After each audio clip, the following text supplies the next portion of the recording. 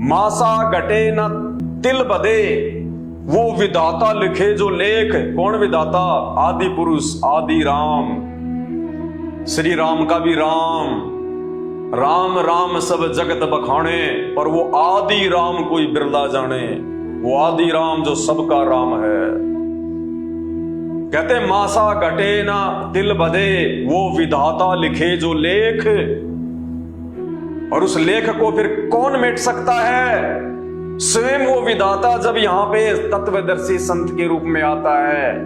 कहते साचा सतगुरु मेट कर फिर ऊपर मारे मेख।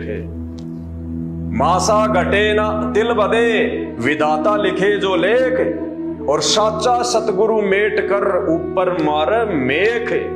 जैसे सरकारी अधिकारी किसी फैक्ट्री के जो है वो ताले के ऊपर सील लगा देते ना, फिर उसको उनकी अनुमति के बिना कोई खोल नहीं सकता।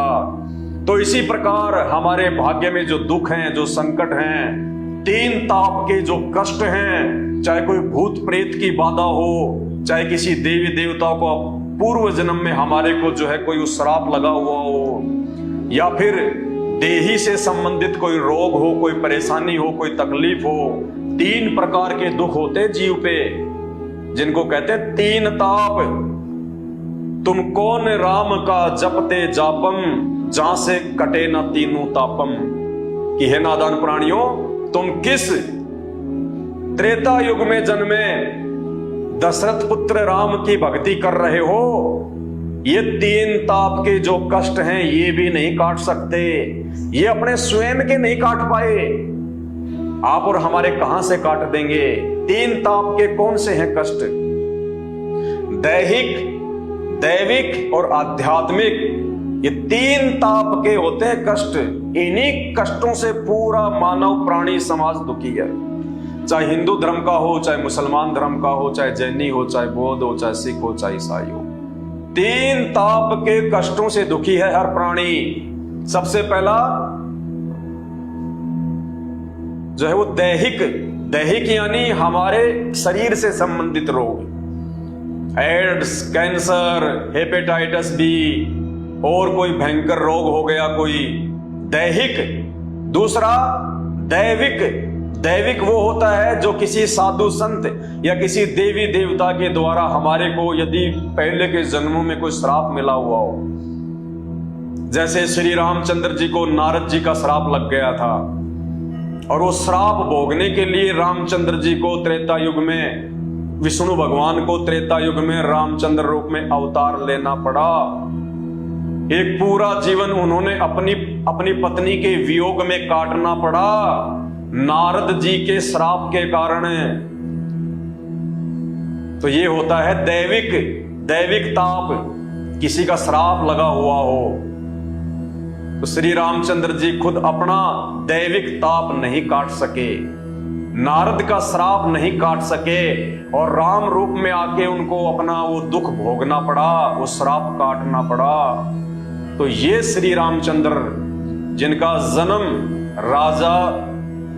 राजा दशरथ के घर में हुआ था, जो त्रेता युग में आए थे, ये आदि राम नहीं है, ये पूर्ण राम नहीं है, ये सनातनी राम नहीं है। तो दैहिक, दैविक और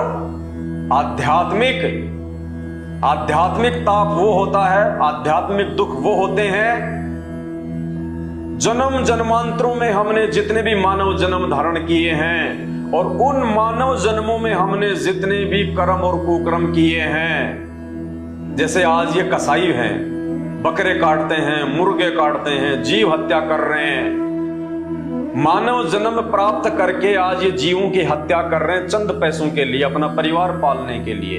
तो इनके ऊपर ये आध्यात्मिक ताप बन रहा है, ये पाप कर्म जमा कर रहे हैं, इकट्ठे कर रहे हैं, इनको भी भोगने पड़ेंगे। 84 लाख योनियों में जाना पड़ेगा। जितने मुर्गे वो आदमी काटता है या उसके द्वारा काटे गए जानवरों को जो आदमी खाते हैं, मांस भक्षण करते हैं, उन सभी को उसी जानवर की, उसी पक्षी की योनि में जाना पड़ेगा। और वो पक्षी, वो जानवर जब कभी इंसान बनेगा, वो फिर उनकी गर्दन काटेगा। ये चक्कर ऐसे ही चलता रहता है। तो इस चक्कर को केवल वो आदि राम काट सकता है। इन 3 प्रकार के ताप को, इन दुखों को, दैहिक, दैविक और आध्यात्मिक, केवल 3 ही प्रकार के ये कष्ट होते हैं जिससे देवी देवताओं से लेके ब्रह्मा विष्णु महेश से लेके और हम आम प्राणी जो है वो दुखी रहते हैं। तो ये कष्ट वर्तमान में धरती पे एकमात्र धर्मगुरु, तत्वदर्शी संत, बाखबर संत रामपाल जी भगवान काट सकते हैं, अपने आशीर्वाद से काट सकते हैं, अपने सत भक्ति मंत्रों से काट सकते हैं और उनके सत्संग सुनने से कुछ हद तक ऑटोमेटिक ये कटते हैं। तो भाई और बहनों, आजमा के देख लो। अगर आप संत रामपाल जी को ज्ञान से स्वीकार नहीं करना चाहते, देखो वैसे तो संत की पहचान उसके ज्ञान से करनी चाहिए। कोई भी महापुरुष है उसकी पहचान उसके विचारों से होती है। कहते हैं साधु शब्दा परखिए। जो साधु महात्मा होते हैं, जो संत होते हैं, उनकी पहचान, उनकी परख उनकी वाणी से होती है, उनके शब्दों से होती है, उनके जो है प्रवचनों से होती है। साधु शब्दा परखिए और दुख पड़े घर नार। औरत की पहचान उस समय होती है जब उसके पति या उसके परिवार पे कोई संकट आता है, कोई परेशानी आती है, और जब वो पति अपनी औरत से कहता है कि भगवान काम धंधा भी ठीक नहीं चल रहा है, व्यापार में घाटा हो गया है, कर्जा ज्यादा हो गया है, बच्चों की फीस सर पे चढ़ गई है, घर में राशन भी पर्याप्त नहीं है, तो ऐसा कर अपने कुछ गहने मेरे को दे दे, थोड़ा इनको बेच के या इनको किसी सुनार के पास में जो है वो गिरवी रख के अपन थोड़ा अपना पारिवारिक स्थिति को ठीक कर लेते हैं, और जैसे समय सही आएगा अपन पैसे देके वापस उनको छुड़वा लेंगे। तो उस समय वो औरत यदि ये कहती है कि नहीं, ये तो मेरे माता पिता के दिए हुए हैं, ये तो मेरे माँ बाप ने अपनी मेहनत की कमाई से दिए थे जब मेरी शादी हुई थी, मैं कैसे दे दूं, तो समझ लेना वो औरत आपके दुख में और सुख में भागीदारी नहीं है। तो कहते हैं साधु शब्दा परखिए और दुख पड़े घर नार, और सूरवीर जद जानिए जब रण बाजे तलवार। जो सूरवीर होता है, जो योद्धा होता है, उसकी पहचान उस समय होती है जब युद्ध के मैदान में आमने सामने टक्कर होती है। यदि वो पीठ दिखा के नहीं भागता है और लड़ते लड़ते चाहे उसके शरीर का एक एक पुर्जा ही क्यों ना जो है उकट पड़े, वो पीठ दिखा के नहीं भागता। कहते सूरवीर आदमी की, योद्धा की पहचान युद्ध के मैदान में होती है, और अगर वो डर के मारे पीठ दिखा के भाग जाए तो समझ लेना वो सैनिक नहीं है, वो योद्धा नहीं है, वो कायर है। तो कहते हैं साधु शब्दा परखिए दुख पड़े घर नार, और सूरवीर जद जानिए जब रण बाजे तलवार। तो आज संत रामपाल जी की पहचान, पूर्ण संत की पहचान उनके प्रवचनों से होगी, उनके सत्संगों से होगी, उनके विचारों से होगी, उनके ज्ञान से होगी। तो ये शास्त्र ही आधार हैं। चारों वेद और पवित्र गीता जी ये भक्ति का आधार है, ये संपूर्ण मानव जाति के लिए है। ये चारों वेद और गीता जी मुसलमान धर्म के लोगों के लिए भी हैं, हिंदुओं के लिए भी है, जैन, सिख, बौद्ध और ईसाई भाई बहनों के लिए भी है। क्योंकि जिस समय ये गीता जी का ज्ञान दिया गया था और ये वेद लिखे गए थे, उस समय धरती पे कोई भी धर्म नहीं था, केवल वैदिक धर्म था। वैदिक धर्म यानी वेदों के अनुसार लोग साधना करते थे, बाकी कोई धर्म नहीं था, ना हिंदू, ना सिख, ना ईसाई, ना मुसलमान, ना जैनी, ना बौद्ध। तो इन धर्म शास्त्रों के अनुसार यदि आपके गुरु जी का ज्ञान है, इन धर्म ग्रंथों के अनुसार यदि आपके गुरु आपको ज्ञान दे रहे हैं, मंत्र दे रहे हैं, साधना बता रहे हैं, और इन धर्म ग्रंथों के अनुसार ब्रह्मा विष्णु महेश 33 करोड़ देवी देवता, उनकी माता दुर्गा और पिता काल, मुसलमान धर्म में जिसको शैतान कहा गया है, ये पूजा के योग्य नहीं है, ये पूजा के लायक नहीं है, इनकी पूजा से ना आपको सुख मिल सकता, ना आपके ऊपर कोई आवश्यकता से ज्यादा, आपके संस्कार से ज्यादा संकट आ सकते हैं। ये तो एज ए मैनेजर की तरह काम करते हैं, उस परमात्मा के नुमाइंदे बन के, उस परमात्मा के नौकर बन के, आदि पुरुष के नौकर बन के। और वो आदि पुरुष आज धरती पे स्वयं सतगुरु रामपाल जी भगवान के रूप में प्रकट है। तो भाई वर्तमान में उनकी शरण में आके जो लाभ आप प्राप्त कर सकते हैं, वो लाभ आपको 7 जन्मों में भी ये हमारे धर्मों के धर्म गुरु और मनमुखी रूप से आप चाहे कितना ही गीता जी का पाठ कर लो, कितना ही आप जी कुरान शरीफ की आयतें पढ़ लो, कितना ही आप जी भागवत सुधा सागर की ये कथाएं सुन लो और कर लो, नहीं मिल सकते। और इसका जीता जागता प्रमाण है, एक रितेश्वर जी महाराज हैं, हिंदू धर्म गुरु, वर्तमान में भयंकर रूप से कैंसर से पीड़ित हैं और दुनिया को श्री भागवत सुधा सागर की वो कथाएं सुनाते हैं और कैंसर से पीड़ित हैं, बेड पे हैं, अंतिम श्वासें गिन रहे हैं। एक श्री प्रेमानंद जी महाराज हैं, कैंसर से पीड़ित हैं, डायबिटीज उनको, हाई ब्लड प्रेशर उनको, दोनों उनकी जो है वो किडनियां फेल हैं, फिर भी मनमुखी साधना को जो है वो पकड़ के बैठे हैं। और आज से पहले हमारे सनातन धर्म में जितने भी साधु संत महात्मा हुए हैं, विशेषकर इन 500 वर्षों में आप उनका इतिहास उठा के देख लो, सभी साधु संतों की अकाल मृत्यु हुई है, दुर्गति से मौत हुई है, बीमारियों से मौत हुई है, तो किसी को जहर दे दिया गया। अरे भक्ति करते करते भी अगर ऐसे मृत्यु होनी है तो क्या आवश्यकता फिर भक्ति की, क्या आवश्यकता फिर भगवान की, फिर क्या लाभ दिया उस धर्मगुरु ने आपको। तो भाई सच्चा सतगुरु वर्तमान में संत रामपाल जी हैं। अगर कोई उनकी मर्यादा में रह के, उनके 11 नियमों में रह के अगर उनकी साधना करेगा, उनकी भक्ति करेगा, संत रामपाल जी स्टाम्प पे लिख के देते हैं, स्टाम्प पे, कि आपको जिंदगी में कभी कोई महामारी छुएगी नहीं। लगना तो दूर की बात है, कोई भी महामारी आपको छू भी नहीं सकती। आपकी आंखों के सामने कभी आपके घर में कोई अमंगल नहीं हो सकता। आपके रहते सहते आपकी आंखों के सामने आपके बेटा बेटी की कभी अकाल मौत नहीं हो सकती, एक्सीडेंट में मौत नहीं हो सकती। औरत कभी विधवा नहीं हो सकती, वो अपने पति से पहले नहीं मर सकती, सॉरी, वो अपने पति से जो है वो पहले मरेगी, पहले उसका पति नहीं मर सकता। वो दुख औरत नहीं उठा सकती अगर संत रामपाल जी की शिक्षा है तो, और अगर उनके 11 नियमों में है तो। आपके काम धंधे में, आपके व्यापार में कभी कोई नुकसान नहीं हो सकता। परमेश्वर आपको वो इच्छित वस्तुएं अवश्य देगा, जिन इच्छित वस्तुओं के चलते आपके भक्ति में किसी प्रकार का कोई रोड़ा, कोई बाधा, कोई विघ्न उत्पन्न ना हो। वरना क्या आवश्यकता है फिर भक्ति और भगवान की। तो भाई और बहनों, अविलंब बिना देरी किए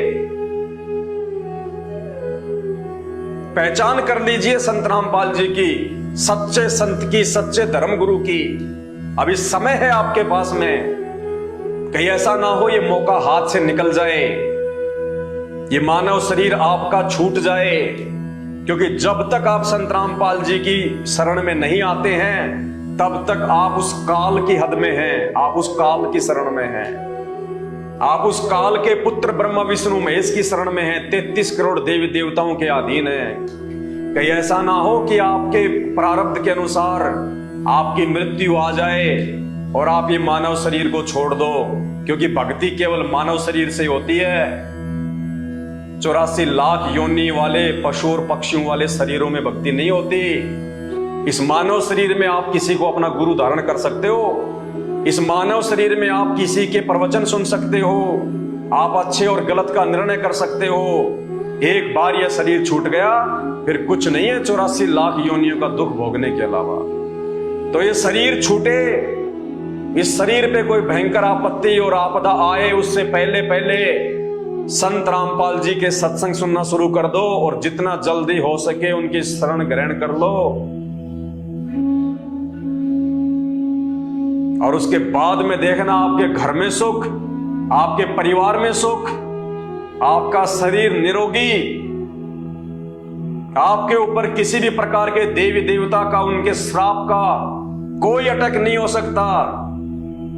98 प्रकार की मूठ होती है, जादू जंत्र वशीकरण 98 प्रकार के, आपके ऊपर एक भी काम नहीं करेगा। क्या होता है एक भी?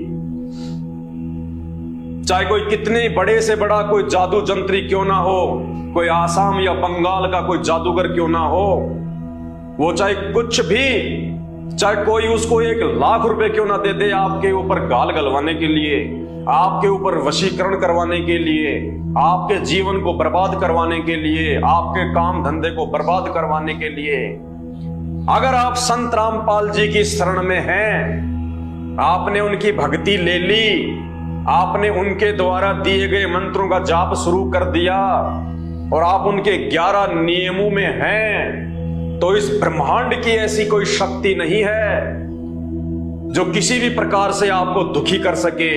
कोई भी जादू जंत्र टोना झाड़ फुकाड़ वशीकरण घाल आपके ऊपर अटैक नहीं कर सकती। ये संत रामपाल जी के भगत जीते जागते उदाहरण है, जीते जागते उदाहरण है। 21 ब्रह्मांड का स्वामी काल शैतान, उसकी पत्नी दुर्गा और ये 33 करोड़ देवी देवता और ब्रह्मा विष्णु महेश, जिनकी हमने पूजा करनी छोड़ दी। हम केवल इनका आदर करते हैं, इनका सम्मान करते हैं, हम इनकी पूजा नहीं करते।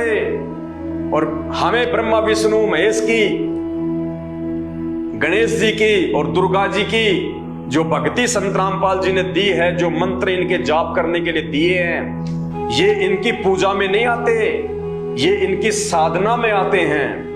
क्योंकि जब तक हम इनके लोक में रहेंगे, जब तक हम इन मैनेजरों के नीचे काम करेंगे, जब तक हमारा मानव शरीर रहेगा, तब तक हमें ये लाभ दें। क्योंकि नियम है, आपको जो तनख्वाह है वो बना के तो फैक्ट्री का मालिक देगा, लेकिन उसका वितरण कौन करेगा? उसका वितरण वो मैनेजर करेगा।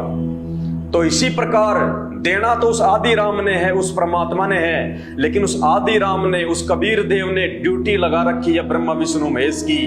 तो ब्रह्मा विष्णु महेश के माध्यम से ही हमारे को यहाँ की सुख सुविधा मिलेगी। इसीलिए संत रामपाल जी ने हमारे को उन देवी देवताओं को आकर्षित करने के लिए तुरंत प्रभाव से वो हमें लाभ दें। इसलिए हमें उनकी साधना के लिए, जब तक हम यहाँ इस मानव शरीर में रहेंगे, यहाँ की सुख सुविधाएं हमारे को मिलती रहेंगी, तो हमारी भक्ति में कोई बाधा उत्पन्न नहीं होगी। इसलिए उन्होंने हमारे को इनके मंत्र दिए हैं, ताकि ये हमारे को उन मैनेजरों की तरह समय पे वो तनख्वाह देते रहें, हमारे को लाभ देते रहें। बाकी हम इनकी पूजा नहीं करते। पूजा के लायक केवल एक ही परमात्मा होता है।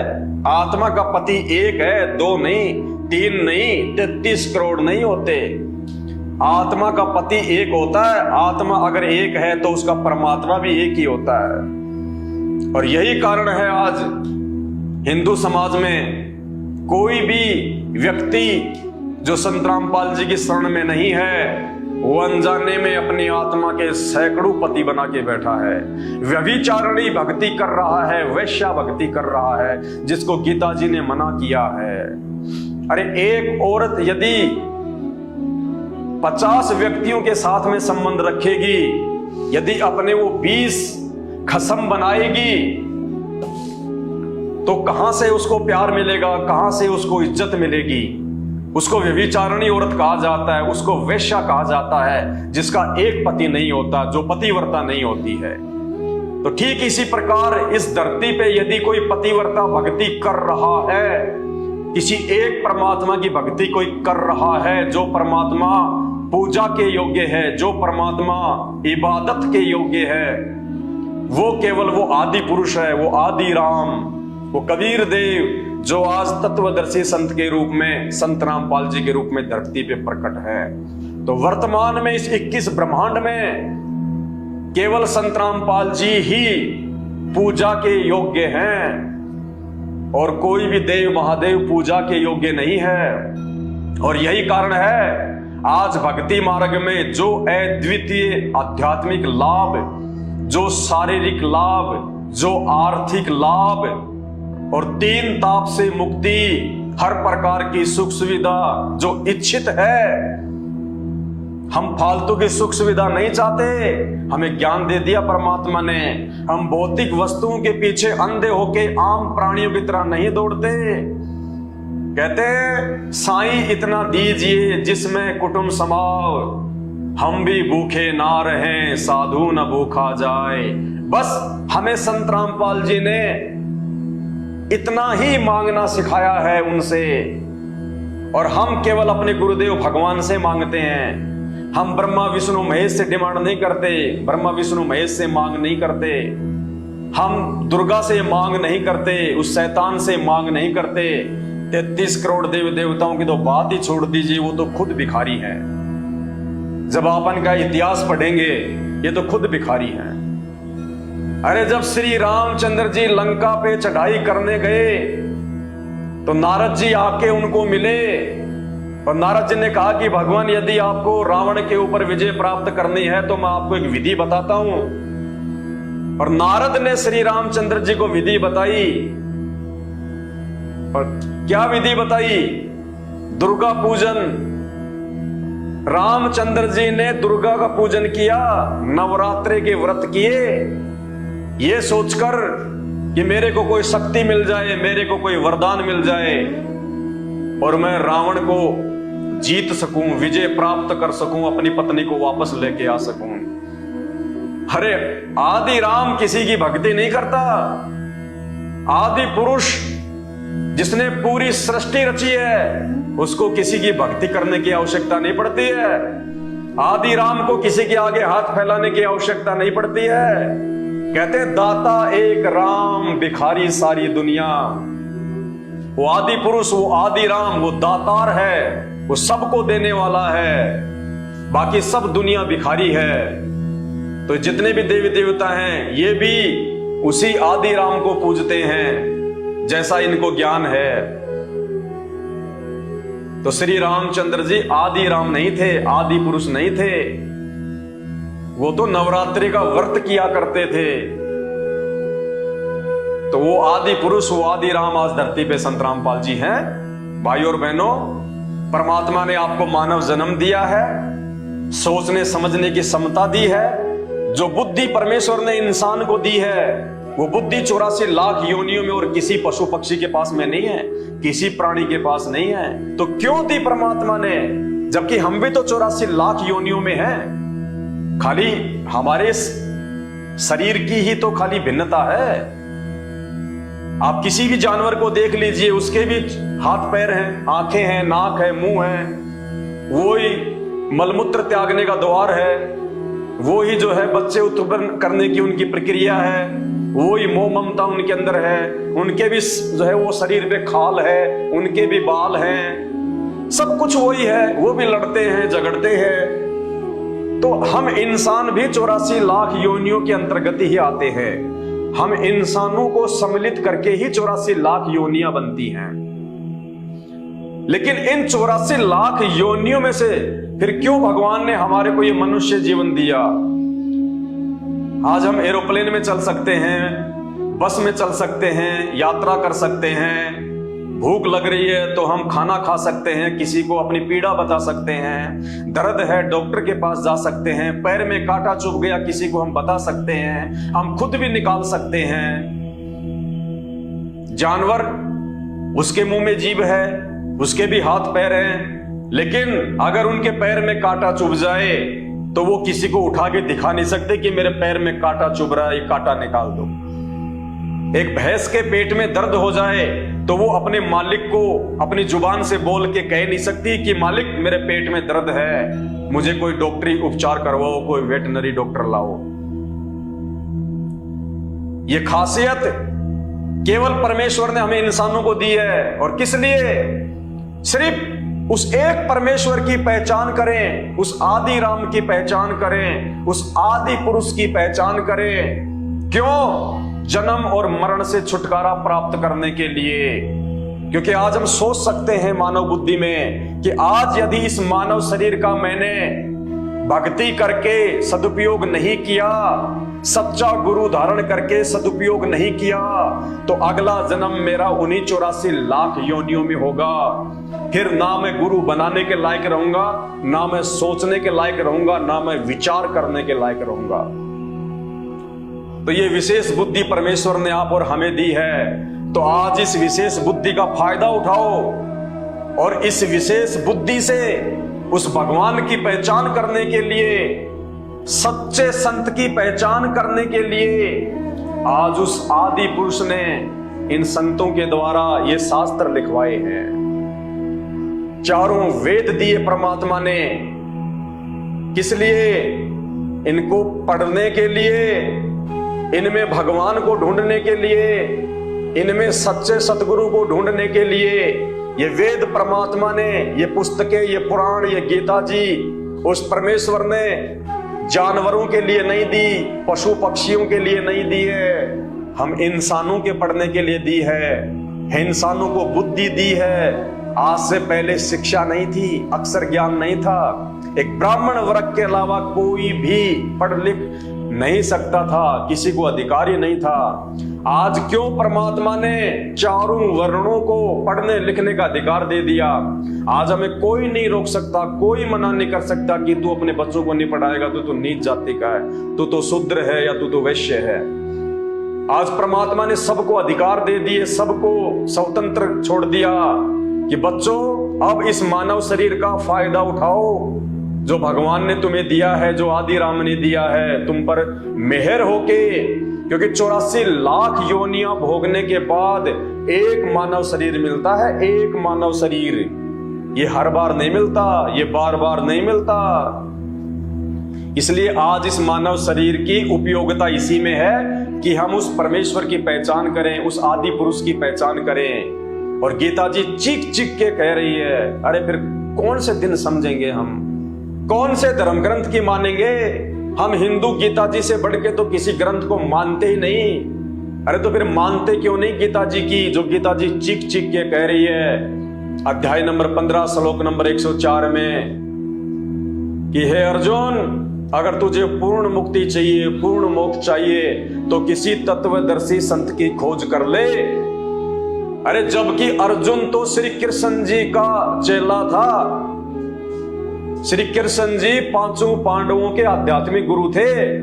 तो श्री कृष्ण जी ने अपने आप को भी नकार दिया, अपने आप को भी छोटा साबित कर दिया और क्या कहा कि अर्जुन, अगर तुझे पूर्ण मोक्ष चाहिए, अगर तुझे पूर्ण मुक्ति चाहिए तो किसी तत्वदर्शी संत की, धीरा नाम संत की खोज कर ले। जाके तू उनको दंडवत प्रणाम कर, तू उनको जो है वो प्रसन्न कर और जैसा वो तुझे भक्ति साधना बताए उसके अनुसार भक्ति कर। तो श्री कृष्ण जी ने भी अपने आप को फैल कर दिया कि अर्जुन, ये जन्म मरण का रोग मिटाना मेरे बस की बात भी नहीं है, 84 लाख योनियों में जाने से बचाना मेरे बस की बात भी नहीं है, ये तो तुझे वो तत्वदर्शी संत ही बचाएगा। तो भाई वो तत्वदर्शी संत आज संत रामपाल जी भगवान है इस धरती पे। अरे और कैसे बताएं भाई, कैसे कहें, बोलना तो पड़ेगा ही। और जो समझदार होगा, जो उस पूर्ण परमेश्वर की अच्छी आत्मा होंगी, जिनको वास्तव में भक्ति करनी है, जिनको वास्तव में अपना रोग कटवाना है जन्म और मरण का, वो आत्माएं संत रामपाल जी के सत्संग सुनेंगी, वो उनके प्रवचन सुनेंगी और सुनेंगी तो निश्चित तौर पे उनको समझ में भी आएगा। क्योंकि ये ठीक का समय है, ये भक्ति और भगवान की प्राप्ति का समय है, ये कलयुग, ये मोक्ष प्राप्ति का समय है। इस कलयुग में ही आत्मा का मोक्ष होता है, आत्मा का उद्धार होता है। आज से पहले के युगों में ना ही तो आत्मा को भगवान की आवश्यकता पड़ती है और ना ही वो मोक्ष का समय होता है। क्योंकि आज हर प्रकार से प्राणी दुखी है, परेशान है और परेशानी में ही आत्मा अपने परमात्मा को पुकारती है, याद करती है। तो भाइयों और बहनों, देर ना करो। ये भगवान अगर एक बार हाथ से छूट गया, या उससे पहले यदि आपका ये शरीर छूट गया, फिर कुछ नहीं मिलेगा। फिर 84 लाख योनियों में कल को गधे बनेंगे, कुम्हार के नीचे रहेंगे, सारा दिन वो ईंट ढोएगा, लठ मारेगा।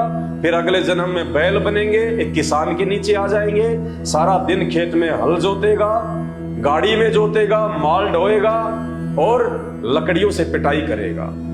तो आज सुअवसर है कि हम संत रामपाल जी के प्रवचन सुन लें, अपने आप को जातिवाद से दूर करें, अपने आप को इन धर्मों की जंजीरों से दूर करें और निष्पक्ष होके अपने आत्म कल्याण के लिए संत रामपाल जी के सत्संग सुनना शुरू करें। तो ये तो केवल एक भूमिका सी बनी थी। अब आज का लाइव वीडियो अब शुरू होगा।